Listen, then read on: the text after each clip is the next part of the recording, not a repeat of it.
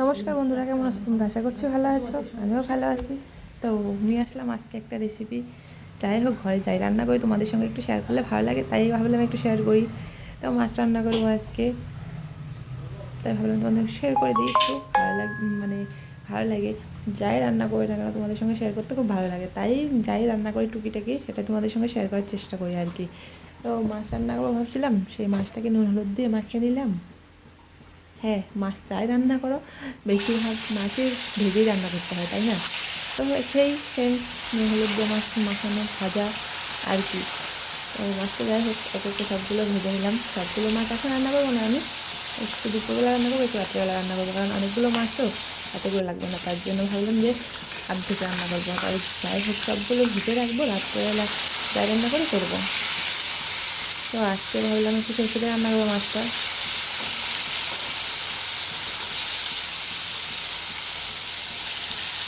এদিকে তো আমার মাছ ভাজতে বসিয়ে দিয়েছি, মাছগুলো উল্টে পাল্টে সবগুলো ভাজছিলাম, আর এদিকে সব মশলা নিয়ে নিয়েছি। সর্ষে রান্না করবো, সর্ষেটা ভিজিয়ে রেখেছিলাম।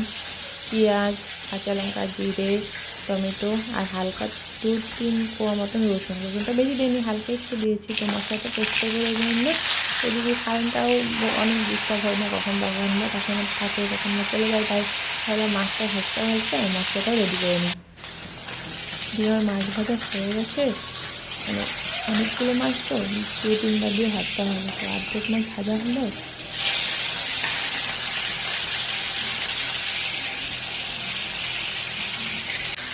এবার মাছ ভাজাটা কমপ্লিট। আর দিয়ে সবগুলো মশলাটা একটু নিয়ে নিচ্ছিলাম, মশলাগুলো এখন মশলা পেস্ট করতে হবে। অর্ধেক মাছটা ভেজে উঠিয়ে নিয়েছি।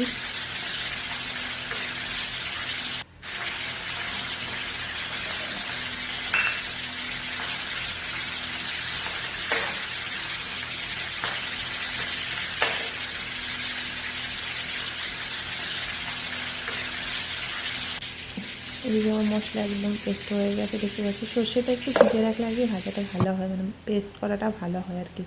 তো তার জন্য আমি সর্ষেটা একটু ভিজিয়ে রাখি। আর এই তো দেখতেই পাচ্ছ আমার কড়াই কইনে রান্না, কতটুকু তেলে আমি রান্না করছি এখন।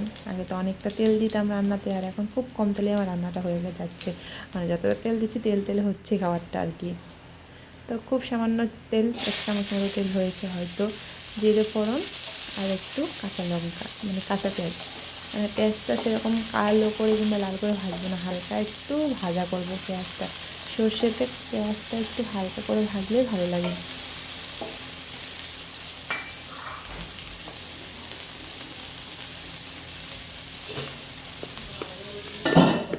তো একটু ঢাকনা দিয়ে দিলাম পেঁয়াজটা একটু হালকা মজানোর জন্য। এদিকে আমার পেঁয়াজটা হালকা মজে এসছে।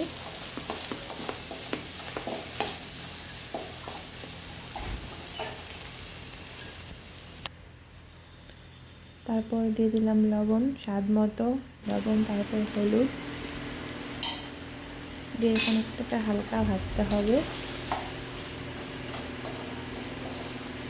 যেহেতু তেলটা আমার খুব কম দিয়েছি, তো হালকা একটু জল দিয়ে কষাবো, মানে পেঁয়াজটা একটু খুব সামান্য তেল মানে জল দিয়ে কষাবো।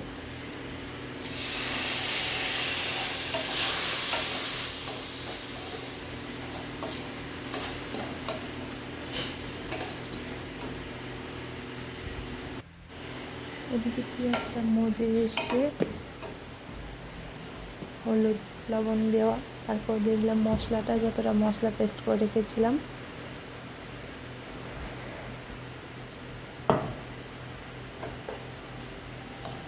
এখন একটাকে কষাতে হবে ভালো করে।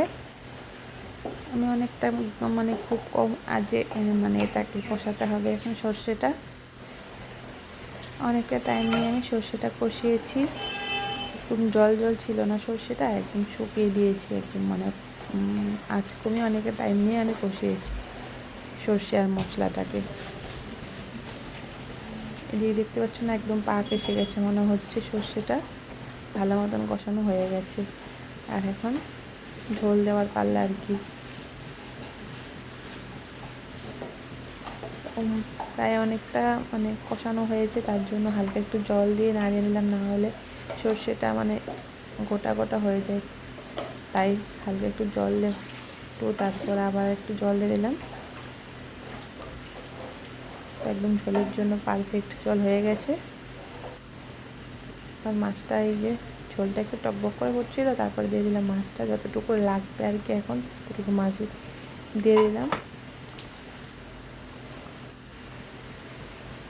আমার ঝোলটা প্রায় হয়েই এসছে। দিয়ে দিলাম টাকা লঙ্কা, ঢাকনা দিয়ে দিলাম। এই তো আমার মানে সর্ষের ঝোল একদমই রেডি।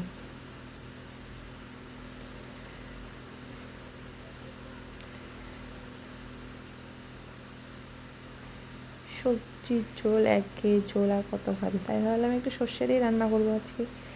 রান্না যখন করলাম তোমাদের সঙ্গে একটু শেয়ারও করে দিলাম। যাই হোক, আমার ঝোলটা তো হয়ে গেল। তোমাদের কেমন লাগলো? যদি ভালো লাগে অবশ্যই একবার বাড়িতে ট্রাই করবে। ভালো থাকবে সবাই, টাটা।